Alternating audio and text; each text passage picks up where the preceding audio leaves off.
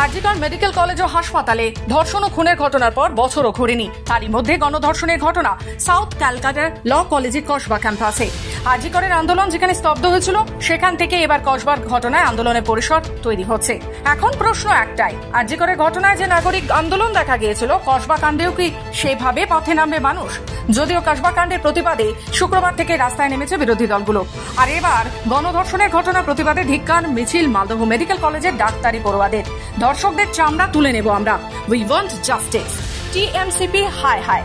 কসবা গণধর্ষণ কাণ্ডের প্রতিবাদে শনিবার রাতে এমনই স্লোগানে মুখরিত হয়ে উঠল মালদহ মেডিকেল কলেজ ক্যাম্পাস। দক্ষিণ কলকাতা কসবা ল কলেজে আইন বিভাগের ছাত্রীকে গণধর্ষণ কাণ্ডের প্রতিবাদ জানিয়ে মালদহ মেডিকেল কলেজে হাসপাতাল ক্যাম্পাসে ধিক্কার মিছিল করলেন ডাক্তারি পড়ুয়ারা। ধিক্কার মিছিল থেকে ঘটনায় জড়িতদের অবিলম্বে দৃষ্টান্তমূলক শাস্তির দাবি জানান তারা।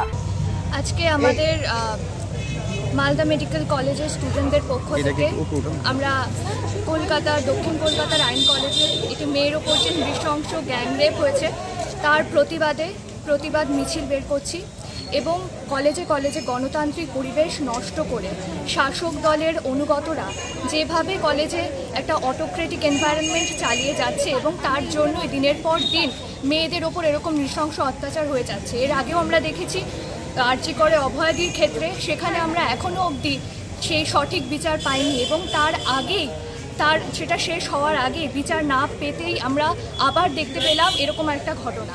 তো আমাদের কলেজে কলেজে মেয়েদের এই নিরাপত্তা কোথায়? শাসক দল বারবার আমাদের বলে যাচ্ছে যে আমরা ডেমোক্রেটিক ইলেকশন করব কলেজে, আমরা ডেমোক্রেসি নিয়ে আসবো, কিন্তু তার কোনো উল্লেখ আমরা দেখতে পাচ্ছি না। আমাদের মেয়েদের কি করে আমরা কলেজে সেফ ফিল করব?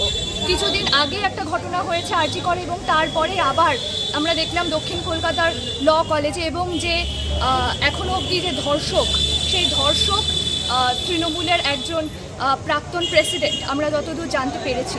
তো আমাদের এই নিরাপত্তা কোথায় মেয়েদের? মালদহ থেকে মাধব কুমার মণ্ডলের রিপোর্ট, খবর বাংলা।